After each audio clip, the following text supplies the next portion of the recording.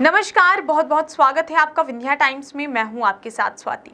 रीवा जिले के संजय गांधी अस्पताल की नर्सिंग की छात्राओं ने आज कलेक्ट्रेट कार्यालय का घेराव किया और अपनी समस्याएं कलेक्टर प्रतिभा पाल के सामने रखी हैं। इस संबंध में छात्राओं ने बताते हुए कहा कि जिस हॉस्टल में वह रह रही हैं वह 70 साल पुराना है, यानी 1964 का बना हुआ है। साथ ही हॉस्टल पूरी तरह से जर्जर हो चुका है और उसके छज्जे गिरते रहते हैं, जिसकी चपेट में कभी भी कोई छात्रा आ सकती है, जिससे उनकी जान को भी खतरा बना हुआ है। छात्राओं ने जानकारी देते हुए यह भी बताया कि लोक निर्माण द्वारा हॉस्टल का निर्माण नहीं कराए जाने की बात कही गई है, क्योंकि वह हॉस्टल पूरी तरह से डिसमेंटल हो चुका है। वहीं वर्तमान में 100 छात्राएं हॉस्टल में रह रही हैं और बहुत सी ऐसी छात्राएं हैं जो बाहर रह रही हैं, जिनकी फाइनेंशियल स्टेटस अच्छे ना होने के बावजूद भी हॉस्टल के जर्जर होने के कारण उन्हें बाहर रहना पड़ रहा है। छात्राओं ने आरोप लगाते हुए कहा कि एडमिशन के दौरान उन्हें कहा गया था कि कॉलेज में एडमिशन के बाद उन्हें हॉस्टल की सुविधा दी जाएगी, लेकिन ऐसा कुछ भी नहीं हुआ। वहीं इससे पहले हॉस्टल में शॉर्ट सर्किट हुआ था, जिसके कारण कुछ छात्राओं का सामान जलकर खाक हो गया था। छात्रावास की कमी होने के कारण छात्राओं को आर्थिक रूप से असुविधाओं का सामना भी करना पड़ रहा है, जिसके चलते लगभग 70% छात्राएं बाहर रहने को मजबूर हैं। आइए सुनते हैं छात्राओं को पूरे मामले को लेकर उनका क्या कुछ कहना है। आज हम लोग अपने हॉस्टल की कई समस्याओं को लेकर यहाँ पे मैम के पास एक उम्मीद के साथ हम ये आए हैं, क्योंकि हम इसके पहले भी आ चुके हैं। मैम जब सर थे जनवरी में आए थे हम एक बार और, तो यहाँ से हमें सिर्फ और सिर्फ आश्वासन दिया गया था, रिसीविंग लेके हम चले गए थे कि सर के द्वारा हमारे हॉस्टल का ब्यौरा किया जाएगा, राउंड किया जाएगा, निरीक्षण किया जाएगा।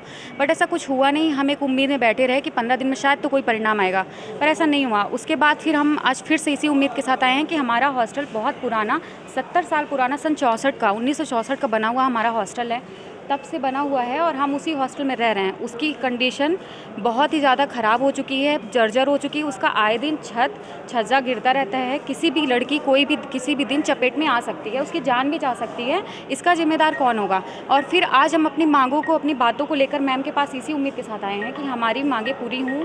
मांगें भी हमारी कुछ मैम तुरंत कर सकती हैं पूरी, इसी होप के साथ हम आए हैं कि हमारा जो हॉस्टल है हमें नया हॉस्टल दिया जाए, क्योंकि हमें पुराना हॉस्टल ही देने का बात किया गया। डीन सर के द्वारा हमें यही बोला गया है कि तुम्हें हॉस्टल दिया जाएगा, पर जो हॉस्टल हमें दिया जा रहा है, बोला गया है देने के लिए, वो पुराना है। और हमारे हॉस्टल का तो लोक निर्माण के द्वारा ये बोला गया है कि इस हॉस्टल का निर्माण नहीं किया जा सकता, क्योंकि वो डिसमेंटल हो चुका है पूरी तरीके से। वहाँ पे रखा जा रहा है। हाँ, कितनी छात्राएं हैं? हम हॉस्टल में तो रह रहे हैं 100 लोग हैं। हम लोग हॉस्टल में रह रहे हैं, बाकी हमारी 240 छात्राएं लगभग 240 लोग बाहर रहते हैं। बाहर से अप डाउन कर रही हैं वो लोग, सिर्फ और सिर्फ इसलिए क्योंकि रहने के लिए कोई व्यवस्था नहीं है, इसलिए वो बाहर से अप डाउन करने के लिए मजबूर है। आज हम हॉस्टल हमें मिल जाता है अगर, तो वो छात्राओं को भी सुविधा होगी, वो हॉस्टल में आके रह सकती हैं, है ना, पूरे नियम और कानून के साथ रह सकती हैं। और उन्होंने हॉस्टल की फ़ीस भी दे रखी है, पर वो बीच में ही उन्हें छोड़ के हॉस्टल जाना पड़ रहा है। बहुत सारे ऐसे स्टूडेंट्स हैं जिनकी फाइनेंशियल स्टेटस सही नहीं है, जो हॉस्टल कम से कम 240 लोग रह रहे हैं। 240 स्टूडेंट्स में से बहुत सारे ऐसे स्टूडेंट्स हैं जो दूर से हैं, जिनकी फाइनेंशियल स्टेटस सही नहीं है। उन्होंने पहले भी मैम से और डीन सर से बात की थी हॉस्टल के लिए। सर ने उनको पूरी तरह से विश्वास दिलाया था कि आपको ये कॉलेज मिल रहा है तो आपको हॉस्टल भी प्रोवाइड किया जाएगा।